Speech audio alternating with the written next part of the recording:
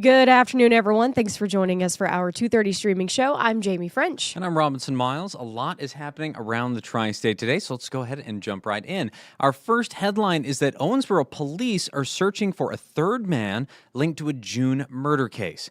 They say 20-year-old Michael Wimberly is wanted for murder and should be considered armed and dangerous. Now, police say this is in connection to a shooting death of Joshua Hardison on Hughes Avenue. Hardison's mother was also shot and survived.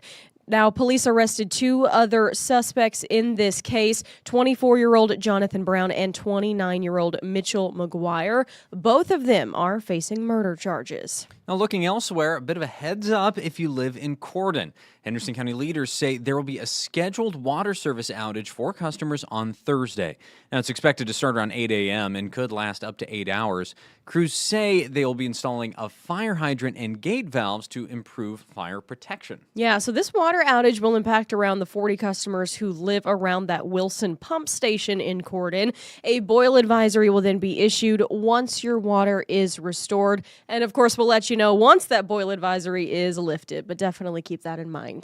Now, for our final headline of the day, we're looking way ahead to the holidays here and that central component of it, which, of course, sending all that mail and all those packages. The United States Postal Service has reached a big milestone, and the Santa Claus Post Office is celebrating along with them. 4.5 billion pieces of mail and packages have been processed during the 2025 peak Christmas season. And the Santa Claus Postmaster marked this achievement by making a big delivery at the Christmas store on North Kringle Place. At the end of last year's holiday season, USPS processed around 11 billion packages in total, and officials say they anticipate beating that number this year. Now, at the same time, USPS officials are giving us a heads up on some of the shipping deadlines just to make sure all of your gifts and cards arrive before Christmas. Now, for first-class mail, the deadline is December 17th. December 18th is the deadline for priority mail shipping. And for those procrastinators, December 20th is the deadline for Priority Mail Express. So how are you doing on this one? You got the cards out already? Everything's out. The last thing was dropped off in the mail this morning for me. So I'm good. I'm done. Nice. Yeah. My wife and I, we got our Christmas cards in the mail December 1st. So if you haven't Oh, gotten yours yet, wow. maybe think about how you treat us. Yeah. You're really on top of it. We don't mess around. Okay, it was Halloween when I got out my list of all the gifts I needed to buy. Oh, and so I started earlier, and then I was able to have it done by like last week, dropped everything off the mail today. I'm good to go, so I can just relax. The time I was away, we were with family, and so I had to prep way ahead to make sure we were ready for that. But now I'm tired. It's like I already did all this Christmas stuff. You still got some time to go. Christmas is still got a few weeks other away, so. loved ones or whatever. All right, well, that's going to wrap things up for us here. But of course, we've got a lot more going on, and we'll have those same stories in even more detail ahead. 14 News at 4:56, and of course, later this evening at 10. All right, do not go anywhere. Meteorologist Arden Gregory will be right back with your 14 First Alert forecast.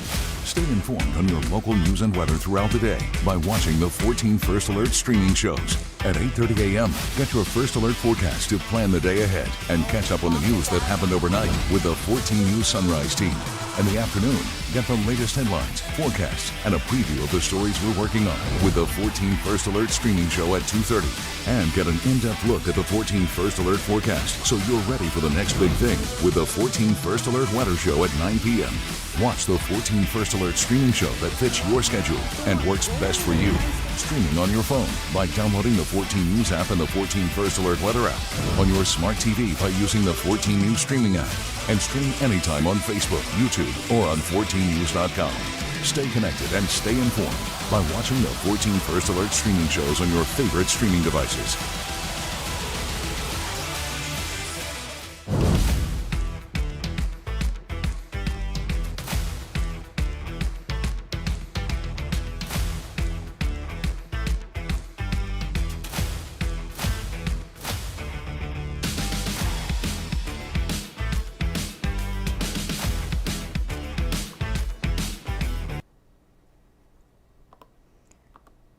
Did that same thing yesterday. Okay, there we go.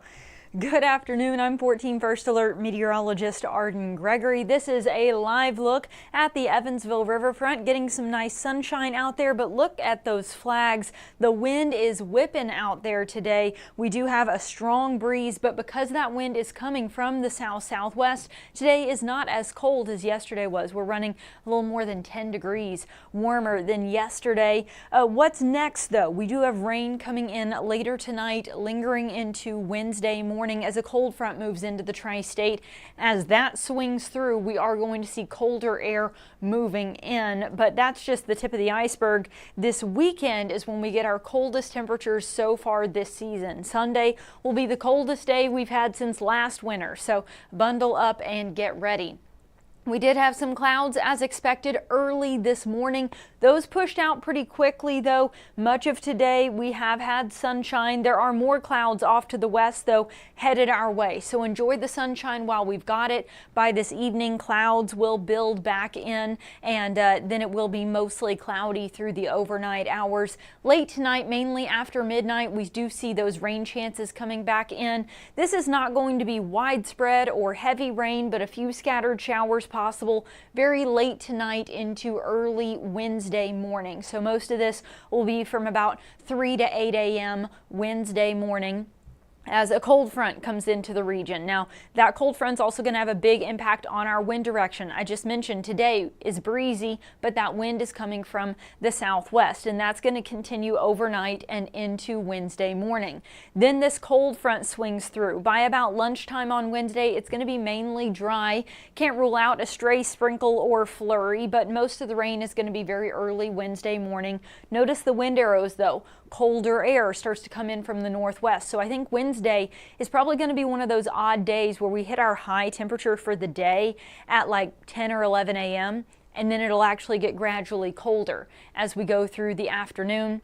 It'll be mostly cloudy, cold, but mainly dry then through Wednesday night and through most of the day on Thursday. Thursday night, then our next weather system comes in. Most of this is going to stay to our north. This system looks like it's just going to kind of clip the tri-state Thursday night, maybe lingering into early Friday morning. A few snow showers are possible, but it looks like any accumulation would be very minor if we see any accumulation at all. As for our temperatures, yesterday we only made it into the mid-30s. Today we're sitting in the mid to upper 40s. It's 46 in Evansville and Henderson, 47 in Mount Vernon, Newburgh, and Owensboro. So we are running about 10 degrees warmer than we were yesterday. And some of that has to do with the sunshine, but it's mainly the wind. We do have this strong breeze coming in from the southwest. Winds are consistently 10 to 20 miles an hour today. We have had some gusts up over 20 miles an hour and are still looking at gusts of 15 to 25 miles an hour in most locations. So because that wind is coming from the southwest, it's pulling this warm southerly air into the tri-state. So that breeze, although it makes you feel a little chilly, is actually what's helping warm us up. So as those winds continue to flow in from the southwest at 15 to 20 miles an hour, with gusts up closer to 25 to 30 miles an hour this evening and overnight, that's going to keep that warm air coming. So even as the sun goes down, our temperatures are going to hold pretty steady tonight, only falling back into the lower 40s. And then once the sun rises tomorrow morning, we climb back into the mid 40s again. We do have that chance of rain late tonight into Wednesday morning, though, ahead of that cold front. So Wednesday, we'll probably hit this high in the mid 40s by about 10, maybe 11 a.m.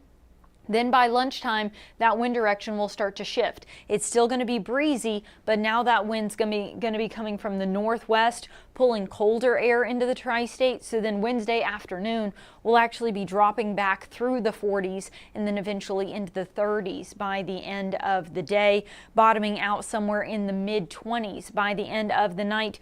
Wednesday night into Thursday. Thursday, cloudy and chilly, highs only reaching the mid to upper 30s. I do think we'll briefly warm back into the low to mid 40s on Friday, but then colder air settles back in for the weekend.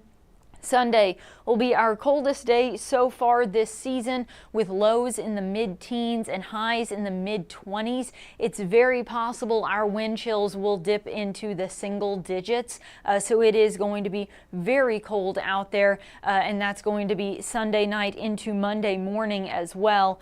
As we get into next week then, we start to warm back up, mid-30s on Monday and then up near 40 on Tuesday.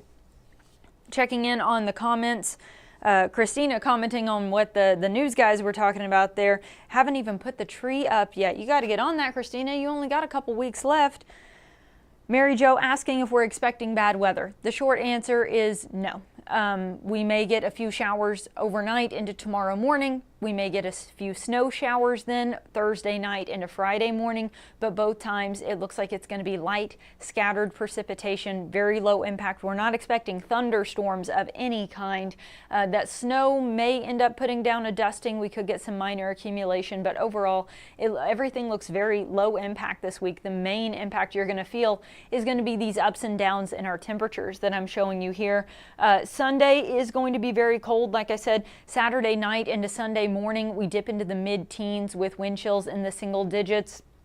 Sunday afternoon, highs in the mid-20s, but those wind chills will probably only make it into the upper teens, and then we're down into the teens with lows, for our lows with wind chills in the single digits again Sunday night and a Monday morning. So really bundle up if you're headed off to church Sunday morning or school or work Monday morning. Both those mornings are going to be very cold, coldest air we've felt so far this season, but then it doesn't last. We do gradually start to warm back up.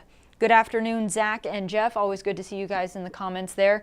If you're curious about beyond this, so we start to warm back up Monday, Tuesday, right? Temperatures climbing back into the 30s and the 40s after that brief cold snap on Sunday.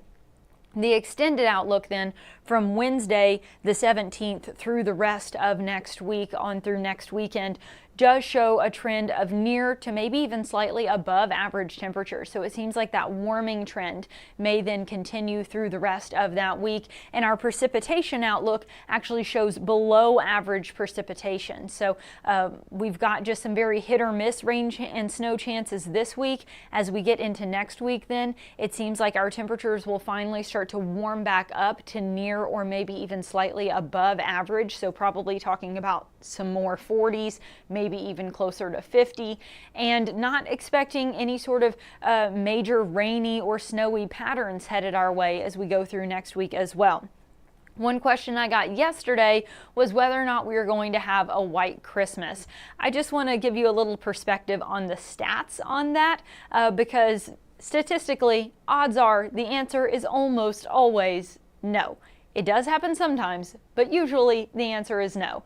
This is a look back at the past 30 years. So from 1995 to just last year, these are our Christmases. A lot of green trees here, right?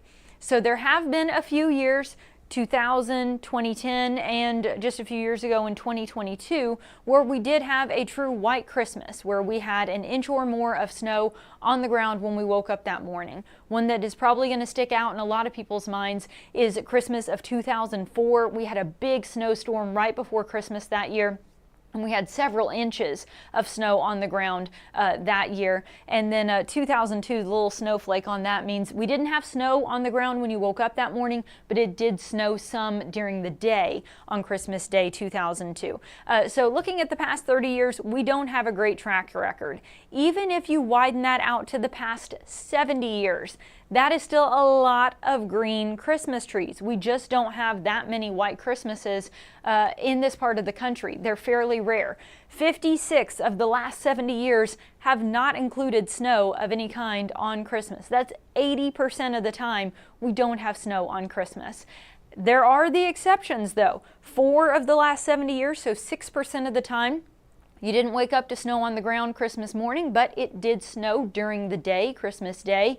7 out of 70 years, so 10% of the time, we did have a white Christmas. A white Christmas is considered an inch or more of snow on the ground when you wake up Christmas morning. So 10% of those, we had 1 to 3 inches of snow. And then there have been 3 of the past 70 years, 1963, 1969, and 2004, where we had 3 or more inches of snow on the ground when we woke up Christmas morning. Probably what a lot of you think of when you think of a true white Christmas, where you have, several inches of snow on the ground and can sled and all those kinds of fun things. So they do happen, but they are rare. 80% of the time, our Christmases around here do not include snow, and the general trend moving through the next couple of weeks seems to be a little warmer and a little drier. So I'll never say never. We're still a couple weeks away, but statistically, odds are we're not going to have a white Christmas. We usually don't, though, so I don't think I'm breaking anybody's hearts with that information. You shouldn't have been expecting one in this part of the country anyway. All right, there's your 7-day forecast. Again, we do have that chance of a few rain showers overnight tonight into Wednesday morning. That high of 46 on Wednesday is probably going to happen before lunchtime. Wednesday afternoon, it's still going to be breezy, but our winds are going to shift and start to pull colder air in from the north, so our temperatures will gradually drop Wednesday afternoon, eventually bottoming out in the mid-20s Wednesday night into Thursday morning. That 20% chance of precipitation is for a few snow showers Thursday night into Friday morning. I'm not seeing a real good chance of snow on either day, though. If we get any at all, it would most likely be overnight, and I think it would be fairly low impact, not expecting any kind of major snow accumulation. Temperatures in the low to mid 40s on Friday, but then colder air sweeps in for the weekend. Highs in the low to mid 30s on Saturday, falling back into the mid-teens that night. We only reach the mid-20s then on Sunday before falling back into the mid-teens again Sunday night. So Saturday night into Sunday morning and Sunday night into Monday morning, we're talking about lows in the teens and wind chills likely dipping into the single digits. Then warmer air starts to flow in again, and we climb back into the 30s and 40s as we get into the start of next week. And as I said, the extended outlook shows the general trend then for next week is a little warmer and a little drier than you might expect for mid-December. All right, I'm not seeing any questions, so I'm going to go ahead and wrap this up. You can always catch your forecast on 14 News tonight at 4, 5, 6, and 10. And Jeff will be back on our streaming platforms tonight at 9. So if you do have any questions or if there are any changes to the forecast, he will have the latest updates for you and can answer any of your questions then. Everybody have a great rest of your day.